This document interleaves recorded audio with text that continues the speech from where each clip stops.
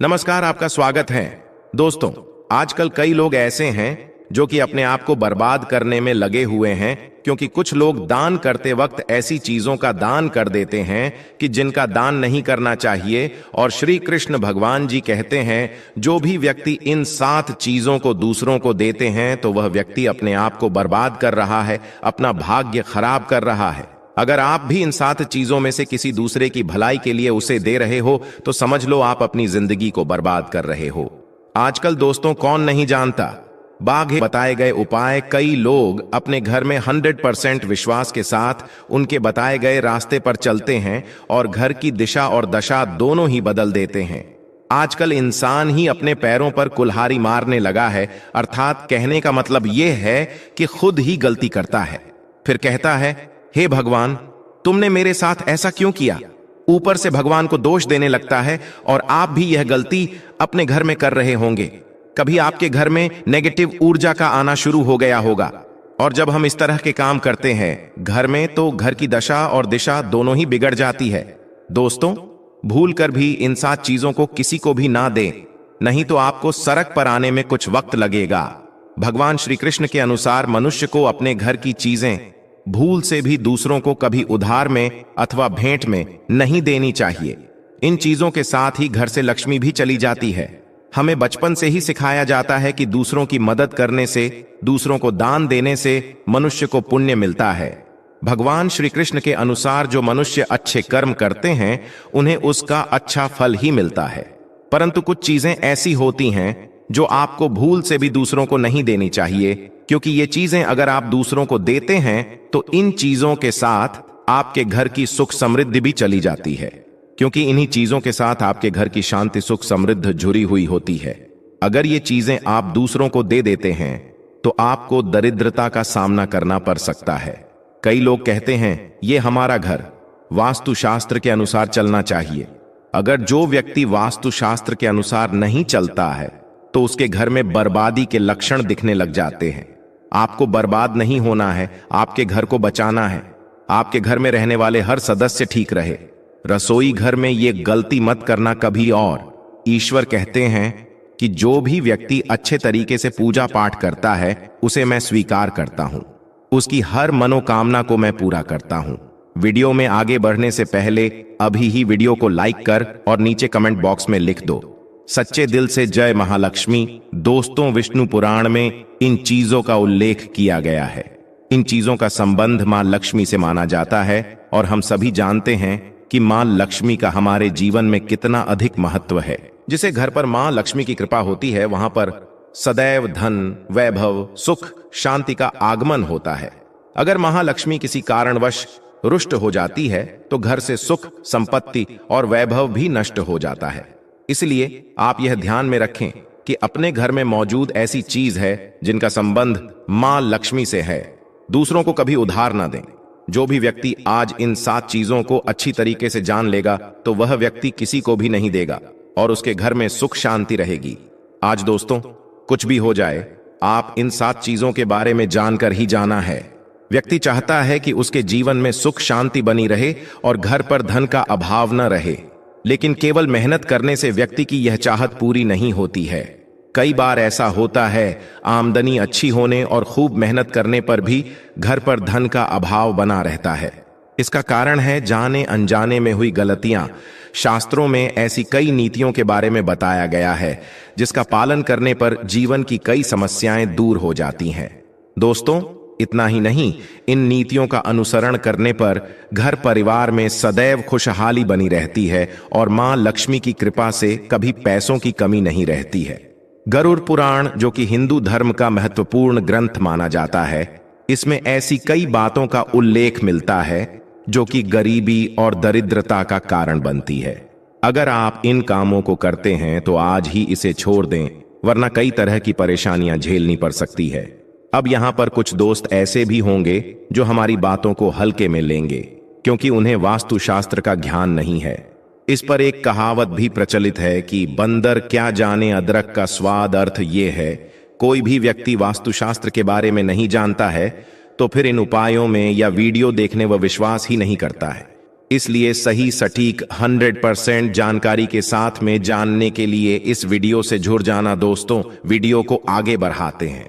आपके पास अभी जितने भी काम हैं उनको साइड में रख दीजिए। ध्यानपूर्वक जो आपको बताया जा रहा है उसे देखिए और सुनिए। ये सबसे पहली चीज है पत्नी के गहने दोस्त। स्त्रियों के आभूषणों को मां लक्ष्मी का प्रतीक माना जाता है। सुंदर आभूषणों से सुशोभित स्त्री मां लक्ष्मी के प्रतिबिंब की तरह दिखाई देती है। इसलिए जब भी हम गहने खरीदते हैं तो सबसे पहले मां लक्ष्मी के सामने रखकर उनकी पूजा करते हैं और इसके बाद ही उन्हें पहनते हैं। घर की स्त्रियों को घर की लक्ष्मी माना जाता है। उनके गले में आभूषणों का होना सुख समृद्धि को दर्शाता है। इसलिए अपने पत्नी के गहने कभी किसी को उधार में या दान में या दूसरों को इस्तेमाल के लिए कभी देने नहीं चाहिए। खासकर सुहागिन महिलाएं अपना मंगलसूत्र, पायल और बिछिया कभी किसी अन्य महिला को इस्तेमाल के लिए ना दें। इससे घर की बरकत और भाग्य भी उन गहनों के साथ चला जाता है और माता लक्ष्मी अत्यंत रुष्ट हो जाती है। इसलिए अपने घर में सुख समृद्धि बनाए रखने के लिए इन गहनों को दूसरों को इस्तेमाल करने के लिए ना दे।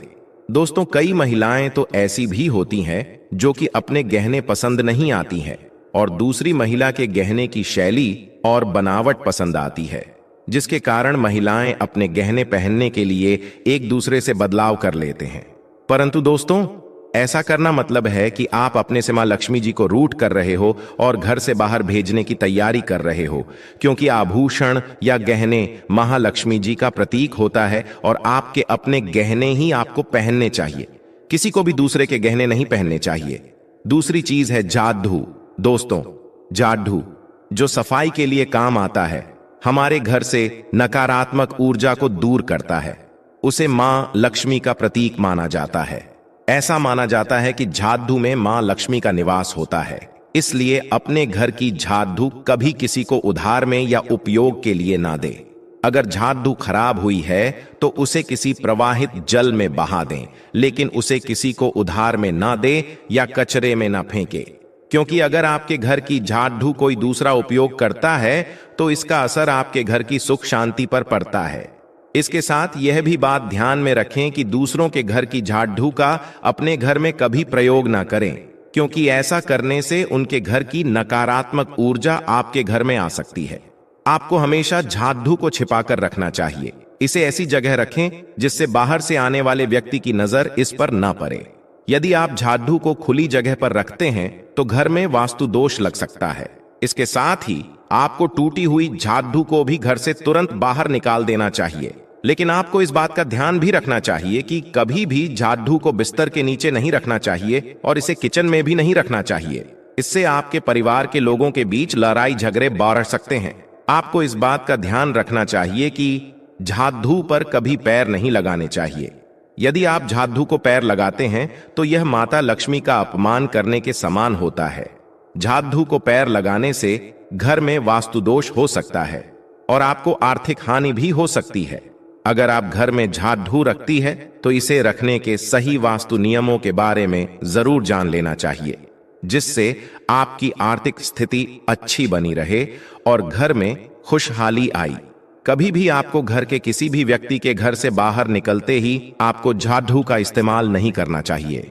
इससे बाहर जाने वाले व्यक्ति को अपने कार्यों में सफलता नहीं मिलती है। दोस्तों, यही नहीं, यदि आपके घर में नई बहू का आगमन हो या बेटियां घर से ससुराल जा रही हों, तब भी आपकी तुरंत जादू नहीं लगानी चाहिए। मान्यता है कि ऐसा करने से आपके घर की लक्ष्मी रूठ सकती है और आपको धन हानि हो सकती है। तीसरी चीज, सूरज डूबने के पश्चात दूध, दही, चावल, नारियल, आटा ऐसी सफेद चीजों का दान करना या दूसरों को उधार में देना अशुभ माना जाता है। ऐसा माना जाता है कि सफेद चीजों से बुरी नजर जल्दी लग जाती है, इसलिए सूरज अस्त होने के पश्चात अपने घर की वस्तुएं दूसरों को नहीं देनी चाहिए। इन चीजों को दान करने से आपके घर की सकारात्मक ऊर्जा कम हो सकती है।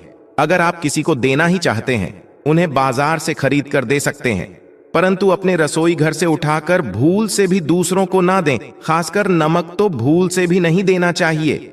चौथी बात दोस्तों, मां लक्ष्मी धन की देवी है। मां लक्ष्मी हमारे घर में सदा विराजमान रहे हैं, ऐसा हमें सदा ही प्रयास करना चाहिए। जिससे घर पर महालक्ष्मी की कृपा होती है, वहां पर धन की वृद्धि अवश्य होती है। इसलिए अगर आपने अपनी पत्नी के पास कोई धन रखा हुआ है तो वह पैसा किसी को उधार में नहीं देना चाहिए। अगर आप किसी को अपनी पत्नी के पास रखा हुआ धन उधार में देते हैं तो आपके घर से लक्ष्मी चली जाती है और भविष्य में आपको पैसे की तंगी का सामना करना पड़ सकता है। खासकर त्योहार एकादशी के दिन अपनी तिजोरी में रखा हुआ धन दूसरों को कभी ना दे दोस्तों। पांचवी बात, महालक्ष्मी वैभव प्रदान करने वाली, सौभाग्य देने वाली ममता की मूरत है, साथ ही वह अन्नपूर्णा भी है। इसलिए हम अन्न ग्रहण करने से पहले मां अन्नपूर्णा को धन्यवाद अवश्य करते हैं। रसोई घर की शुद्धता और संपन्नता उतनी ही आवश्यक है जितनी धन की पांचवी वस्तु है रसोई घर का चकला, बेलन और तवा। जी हां, आपने रसोई घर का चकला, बेलन और तवा दूसरों को कभी इस्तेमाल के लिए या उधार में नहीं देना चाहिए। ये चीजें दूसरों को देने से आपका भाग्य भी उन्हीं के साथ चला जाता है। मां लक्ष्मी को अत्यंत प्रिय है, इसलिए ऐसा कभी ना करें।